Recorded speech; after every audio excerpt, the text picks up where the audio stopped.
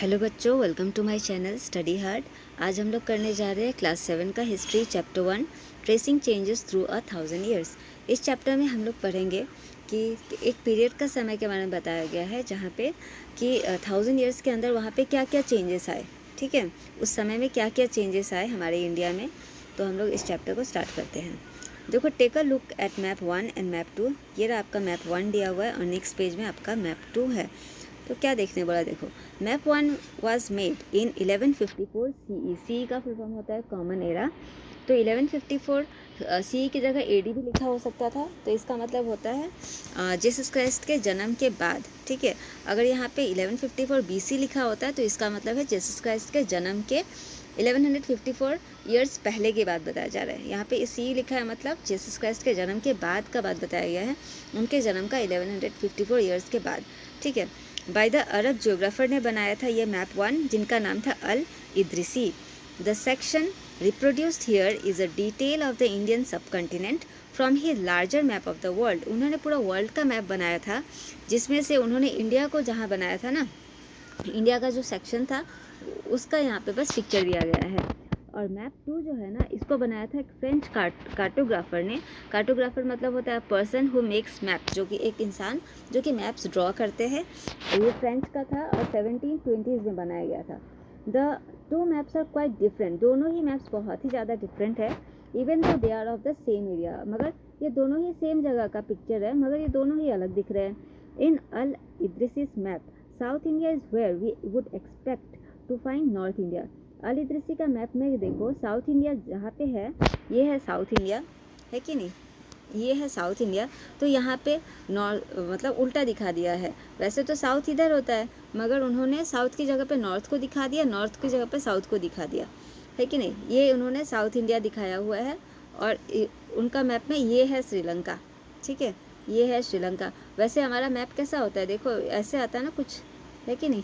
तो हमारा श्रीलंका किधर है, नीचे की ओर है, मगर अल इद्रिसी का मैप में श्रीलंका ऊपर की ओर दिखा दिया है। ऐसा हो सकता है कि अल इद्रिसी जब इंडिया में एंटर किए थे तो वो सी के रूट से आए और उन्होंने इंडिया को नीचे के व्यू की तरफ से उन्होंने ड्रॉ किया। तो उन्होंने उनका मैप कुछ इस तरह से बना। ठीक है, नॉर्थ का चीज़ें साउथ में दिखा दिया, साउथ का चीज़ें नॉर्थ में दिखा दिया। फिर आगे देखते हैं। अच्छा, श्रीलंका था। Place names are marked in Arabic. उन्होंने जगहों के नाम ना अरबिक लैंग्वेज में लिखा है। उसके बाद ये देखो, ये सेकंड मैप है, इसमें बहुत ज़्यादा डिटेल्स दिया हुआ है कि नहीं। And there are some well known names like Kannauj in Uttar Pradesh. अच्छा, मैप 1 में भी उन्होंने कन्नौज भी दिखाया है, जिसका स्पेलिंग मगर Q से स्टार्ट होता है। Map 2 was made nearly 600 years after map 1। Map 1 बनाने के 600 ईयर्स बाद मैप 2 बनाया गया था।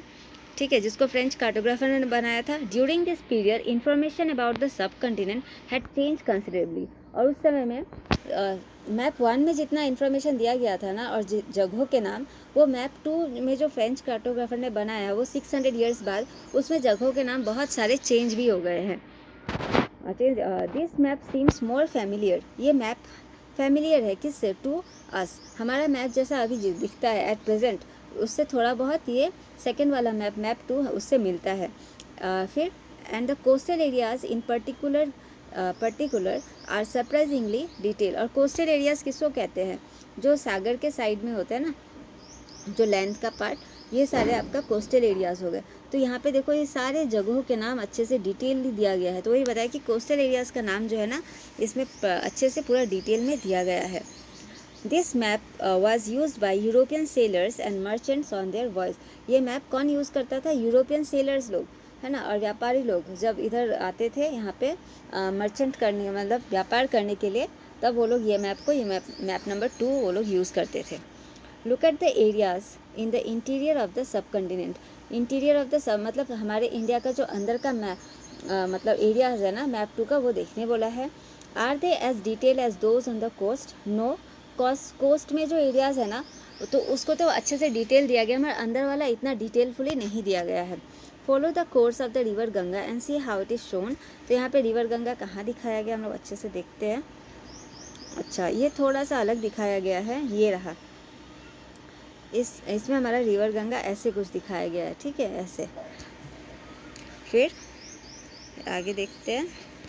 और नेक्स्ट क्वेश्चन क्या है, in the level, why do you think there is difference in the level of detail and accuracy between the coastal and inland areas. Inland areas मतलब होता है अंदर के पार्ट, ठीक है। इनलैंड एरियाज मतलब जो कोस्टल एरियाज से अंदर की ओर, जैसे कि अभी का मैप में मान लो, जैसे कि पंजाब, दिल्ली, ये सारे बीच में है ना, कोस्टल एरियाज नहीं पड़ेंगे। कोस्टल एरियाज में कैसे कौन सा आएगा, जैसे कि साउथ इंडिया के पार्ट कुछ नीचे के, गोवा है ना, उड़ीसा, ये सारे समुद्र के साइड साइड में जितने स्टेट्स है वो सारे कोस्टल एरियाज़ है। तो बता रहे कि यहाँ पे इतना ज़्यादा डिफरेंस क्यों है। तो कोस्टल एरियाज़ को इतना अच्छे से पूरा डिटेलली मतलब सारे जगहों के नाम दिया गया है, और इनलैंड एरियाज़ का मैप में अच्छे से पूरा नाम नहीं दिया गया, ऐसा क्यों है। तो ऐसा इसलिए है क्योंकि ये तो यूरोपियन सेलर्स लोग यूज़ करते थे ना, तो यूरोपियन सेलर्स लोग ज़्यादातर अपना काम, उनका जो काम होता था ट्रेडिंग का, वो कोस्टल एरियाज़ में ही होता था। तो उन जगहों से वो लोग ज़्यादा परिचित थे, उन जगहों को वो लोग ज़्यादा जानते थे, और वो लोग कभी भी अंदर में नहीं आए थे, ठीक है। इंडिया का पार्ट का बीच के पार्ट में नहीं आए थे, जो इनलैंड एरिया है उसमें कभी नहीं आए थे। तो इसलिए उन लोगों को उस जगह के बारे में इतना नॉलेज नहीं था, जगहों के नाम ही नहीं पता था। तो इसलिए ये इस मैप में ज़्यादा मतलब कोस्टल एरियाज़ को अच्छे से डिफाइन किया गया है। सारे कोस्टल एरियाज़ पूरे अच्छे से डिफाइंड है, और अंदर के पार्ट इतना अच्छा से, ये सारा पार्ट इतना अच्छे से डिफाइन नहीं है, ठीक है। Next page. अच्छा, equally important is the fact that the science of cartography differed in the two periods. तो हम लोग यहाँ पे देख सकते हैं कि दोनों में ही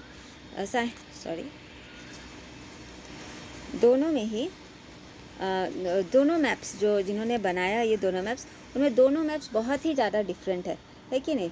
इन टू पीरियड, दोनों पीरियड्स, दोनों समय में जो दोनों एक ही जगह के मैप है, मगर उनमें बहुत ज़्यादा डिफरेंस है। व्हेन हिस्टोरियंस रीड डॉक्यूमेंट्स, जब हिस्टोरियंस जो हमारे हिस्ट्री पास्ट के बारे में लिखते हैं, जब कोई डॉक्यूमेंट्स वो लोग पढ़ते हैं, या फिर कोई मैप्स देखते हैं, या तो कुछ टेक्स्ट लिखा हुआ देखते हैं from the past, they have to see sensitive to the different historical backgrounds. उनको हिस्टोरिकल बैकग्राउंड के बारे में बहुत ध्यान से पढ़ना होता है, क्योंकि उस समय का थोड़ा सा भी मिस्टेक आज के समय में अगर हिस्टोरियंस कुछ अपना फिर से अपने वर्ड्स में लिखेंगे और उनको उस समय का वर्ड समझ में नहीं आया, तो उसमें बहुत ज़्यादा डिफरेंस हो जाएगा, है कि नहीं। सपोज़ पुराने समय का मैप कोई हिस्टोरियन पढ़ रहा है, फिर वहाँ पे उसने नाम थोड़ा सा गलत पढ़ लिया, उसे समझ नहीं आया, और आज के समय में उसने जब मैप बनाया उसमें नाम अलग लिख दिया, तो कितना ज़्यादा बड़ा डिफरेंस हो जाएगा, एक जगह का नाम बदल जाएगा, है कि नहीं। तो इसलिए उनको बहुत सेंसिटिव होना पड़ता था, बहुत ध्यान से पढ़ना होता है। In which information about the past was produce, जिसमें पास्ट के बारे में इन्फॉर्मेशन दिया जाता है, मतलब हिस्टोरियंस को बहुत ध्यान से पढ़ना होता है, ठीक है। तो नेक्स्ट टॉपिक आ गया आपका न्यू एंड ओल्ड टर्मिनोलॉजी। तो टर्मिनोलॉजी का मतलब होता है टर्म्स, एक वर्ड, ठीक है। पुराने वर्ड्स और नए वर्ड्स में उस समय में और अभी के टाइम में क्या डिफरेंट है, अभी नहीं, मतलब 1700 के बारे में बताया जा रहा है, तो क्या डिफरेंस है। If the context in which information is produced changes with time, context मतलब जो बुक है ना, टेक्स्ट, अगर उसमें इंफॉर्मेशन समय के साथ बदल रहा है, तो what about language and meaning, तो क्या लैंग्वेज या फिर और उसके मीनिंग क्या नहीं बदल रहे हैं, है कि नहीं। यहाँ पे क्वेश्चन पूछा जा रहा है कि अगर टेक्स्ट में लिखा हुआ प्लेसेस का नाम सारे चेंज हो रहे हैं, तो लैंग्वेज में भी तो बदलाव हुआ होगा। Historical records exist in a variety of languages which have changed considerably over the years. Historical records जो है ना पुराने समय के, वो बहुत सारे लैंग्वेजेस में लिखे गए हैं, और जो कि ओवर द ईयर्स समय के साथ बदलते आ रहे हैं। Medieval Persian for example is different from modern Persian. जो मेडिएवल पर्शियन कहाँ बोला जाता है, इराक ईरान में बोला जाता है ना, वो वहाँ का जो मेडिएवल समय का जो पर्शियन लैंग्वेज है ना, वो अभी मॉडर्न पर्शियन से बिल्कुल भी अलग है। The difference is not just with regard to grammar, only grammar और vocabulary, words का difference नहीं है, यहाँ तक कि ऐसा हुआ है कि words same है, meaning of the words also change over time। words तो same था, मगर उसी word का meaning पहले समय में अलग था और आज के समय में अलग है, ठीक है। Take the term Hindustan, suppose इस वर्ड को टर्मिनोलॉजी का हम लोग समझते हैं वर्ड हिंदुस्तान लेके। For example today we understand it is India. आज हम लोग अगर हमें कोई हिंदुस्तान कहता है, तो इसका मतलब हिंदुस्तान का हम लोग इंडिया को मानते हैं। द मॉडर्न नेशन स्टेट, जो हमारा अभी का स्टेट है ना, हमारा इंडिया है, कंट्री है। When the term was used in 13th century में, जब ये टर्म यूज़ किया जाता था, मिनाज इस सिराज एक क्रॉनिकलर है। क्रॉनिकलर को होता है जो कि राजा का कोई भी बातें, जब लड़ाई कब किया था, कौन सा बैटल जीता था, उसको एक सीरियल वाइज लिखना, मतलब हाँ डाटा उसको लिख के रख, जो लिखते हैं ना उसको क्रॉनिकलर कहते हैं। तो मिनाज इस सिराज एक क्रॉनिकलर थे, हु रोट इन पर्शियन, जो कि पर्शियन लैंग्वेज में लिखा करते थे। ही मेंट द एरियाज, जो जहाँ पे लिखते थे ना वो, तो वहाँ पे वो हिंदुस्तान किस मीनिंग से लिखते थे देखो। उनके समय में हिंदुस्तान का मतलब था the areas under Punjab, Haryana and the lands between Ganga and Yamuna. Ganga और यमुना के बीच में जो लैंड है, पंजाब और हरियाणा, ये सारे हिंदुस्तान का मतलब ये सारे एरियाज थे। He use the term in the political sense में, वो हिंदुस्तान वर्ड का यूज़ करते थे। That were a part of the dominions of the Delhi sultan. तो उस समय में दिल्ली सुल्तान के अंदर में जितने भी मतलब एरियाज थे ना, तो उसको मिनाज सिराज उसको हिंदुस्तान के रूप में वो लिखा करते थे अपने टेक्स्ट में।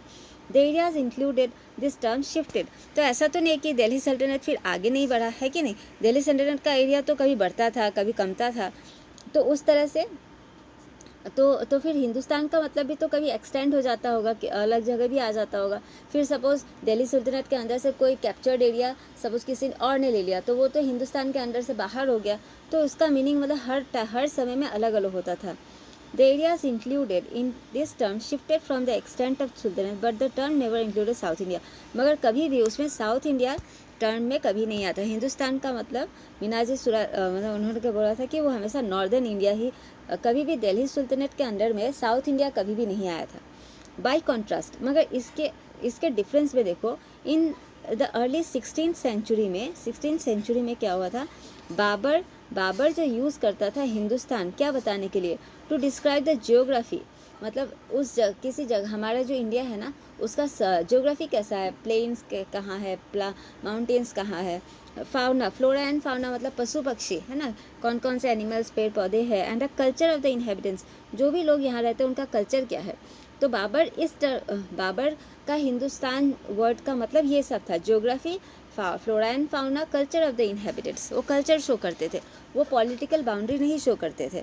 As we will see later in the chapter, this was somewhat similar to the way, हम लोग आगे इस चैप्टर में पढ़ेंगे, similar to the way the 14th century poet, 14th century के बहुत ही जाने माने पोएट थे अमीर खुसरो, ये आपको जानना चाहिए। यूज़ द वर्ड, वो ये यूज़ करते थे हिंद भी अमीर खुसरो ज्योग्राफी, बाबर की तरह ही ज्योग्राफी, फाउना और कल्चर को शो करने के लिए यूज़ करते थे।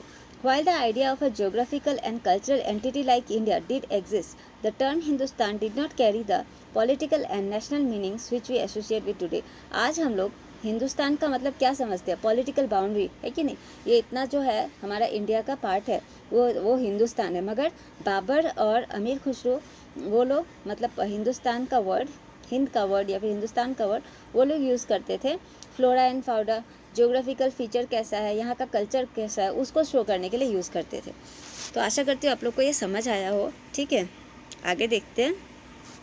Historians today have to be careful about the terms they use because they meant different things in the past. तो फिर इसलिए हिस्टोरियंस जब भी पुराने समय के बुक्स पढ़ते हैं ना, उनको बहुत केयरफुल होना पड़ता है, क्योंकि पुराने समय में जो वर्ड अलग मीनिंग करता था, बाद में उसका वर्ड का मीनिंग बहुत अलग हो जाता है। तो इसलिए जब वो कोई बुक लिखते हैं उनको बहुत ध्यान से देखना पड़ता है। Take for example a simple term like foreigner, suppose और एक एग्जाम्पल दिया है, एक सिंपल टर्म जैसे foreigner, it is use today to mean someone who is not an Indian. आज के समय में हम लोग फॉरेनर का मतलब क्या समझते हैं, जो कि इंडियन नहीं है ना, जो कि इंडिया से बाहर से आए हैं।